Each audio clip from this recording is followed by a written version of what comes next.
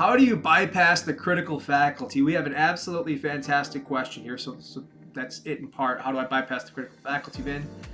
I'm seeing clients and I keep encountering resistance. What's the most effective way to do this? Okay, so look, and then they go into some context around the presenting problems they're helping people solve. And I think I have some other videos, maybe I'll link one below about the presenting problem versus the actual problem. I don't want to go into that again.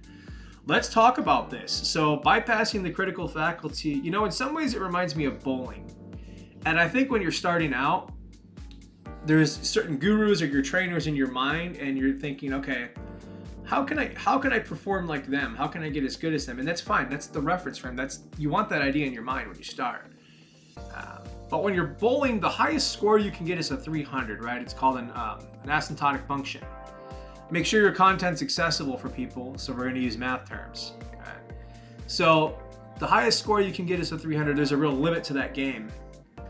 And so if they're bowling at a 300 with their performance, to connect the metaphor, to some extent, I want you to consider what would it look like 3, 4, 5 years from now, I don't know, 500 clients from now, if you were bowling 1,000, to use the metaphor, 10,000, what would that look like?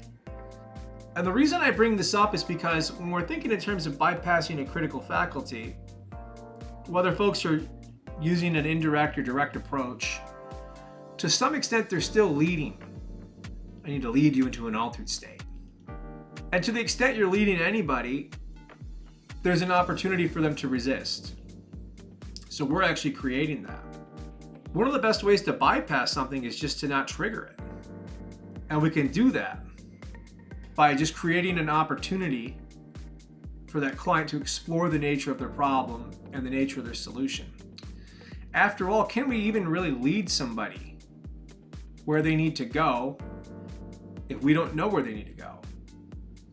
Their unconscious mind has the answer. We just have to give it an opportunity to generate it, for it to come to the surface for that person. So this is an entirely different way to think about it. Don't get me wrong, these protocols, these methods, these techniques, I don't use them. I think they have a real place for people. I think there's a lot you can do with that. You can make an impact. And if you choose to work that way, that's fine. But I think understanding that you're gonna encounter resistance sometime, and then your game plan becomes, how do I troubleshoot that? I would rather create that space, and then as this organic phenomena arises, I'm just gonna catch it, right?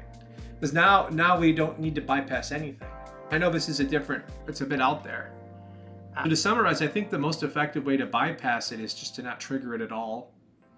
Allow that client's unconscious mind to generate the perfect solution and the phenomena it needs to solve the problem. And then you just catch it, right? And as you just catch it, there's no resistance at all. So it's a really fast way to work with folks once you start to get the hang of it. So yeah, folks, I hope you have a great day. Please keep these questions coming. These are absolutely fantastic. It's a total blast to answer these. Take care, everybody.